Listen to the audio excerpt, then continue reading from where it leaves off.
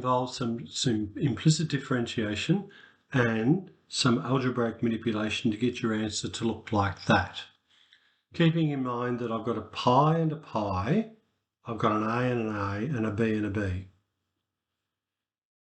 And A and B are positive integers. Okay, so we've got the sine of x squared, and its derivative is the cos of x squared, then the derivative of the inside because it's a chain, so 2x, plus the cos of y squared, and its derivative will be negative sine of y squared, and the derivative of the inside is 2y times dy dx, and that equals 3 root 2 on pi xy, so we have a product rule sitting there. So if I take the derivative of x first, that will give 3 root 2 on pi y plus 3 root 2 on pi x, and the derivative of y is dy dx. I'd like to get rid of maybe the cos of x squared and sine squared first, since I know that x is root 3 on 6, x squared is pi on 6, and the cos of pi on 6 is root 3 on 2. So 2x times root 3 on 2, which gives me root 3x, minus 2y. Y squared is pi on 3, and the sine of pi on 3 is root 3 on 2. So I've got root 3 on 2 dy dx. So that's going to give me minus, the 2's cancel, root 3y dy dx, and that equals my right-hand side.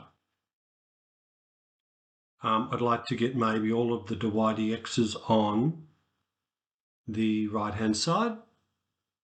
So that's going to give me root 3y plus 3 root 2 on pi x, and on this side I'll have root 3x minus 3 root 2 on pi y, which means that dy dx should equal root 3x minus 3 root 2 on pi y divided by root 3y plus 3 root 2 on pi x. Okay, I know that x equals root pi on root 6 and y equals root pi on root 3. Therefore, dy dx is going to equal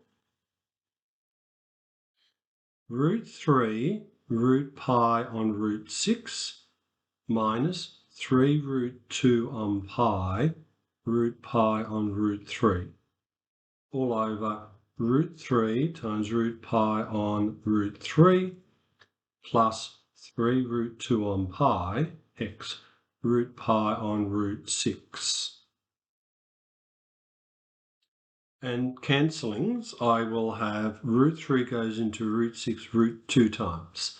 So it's going to equal root pi on root 2 minus root pi goes into pi root pi times. So that will give me 3 root 2 on root 3 root pi, all over root 3 cancels with root 3, so root pi plus root pi goes into pi root pi times, and root 2 goes into root 6 root 3 times. So that leaves me with 3 on top of root 3 root pi. So now combining these together a little bit,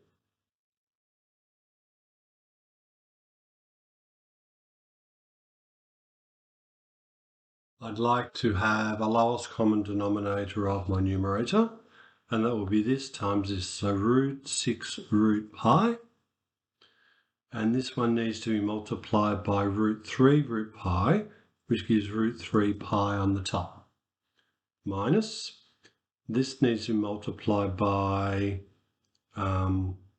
root 2 just root 2 because it's already got a root pi, so root 2, so 3 times 2 is 6, and all of this has to be over root 3 root pi, that's already over root 3 root pi. This needs to be multiplied by root 3 root pi, which is root 3 times pi. And that's going to equal root 3 pi minus 6 over root 6 root pi times root 3 root pi over 3 plus root 3 pi. Root pi cancels with root pi. Root 6 cancels with root 3 root 2 times. So that leaves me with root 3 pi minus 6 over root 2 root 3 pi plus 3. I've deliberately swapped these around because I know I need to aim towards this, and there's a pi and there's a pi, so I'll place them in those positions. So what am I going to do here? If I was to divide everything by root 3, the reason I'm choosing root 3 is the form that I'm looking for is pi minus a root b over root a pi plus root b. And if I divide this by root 3, I get rid of the denominator there, my coefficient, and I get rid of it there. So that will give me pi minus 6 on root 3 over root 2 pi plus 3 divided by root 3. That's dividing absolutely everything by root 3. That divided by root 3 is pi. That divided by root 3 is 6 on root 3. This divided by root 3 is pi. This divided by root 3 is, I don't divide the roots 2 by root 3 because that would be dividing it twice by root 3. So 6 on root 3 times root 3 on root 3 is 6 root 3 on 3, or 2 root 3. So that equals pi minus 2 root 3 over root 2 pi plus 3 on root 3 times root 3 on root 3 is 3 root 3 on 3, which is root 3. And that is this form. Pi, a is 2, b is 3, a is 2, b is 3. That is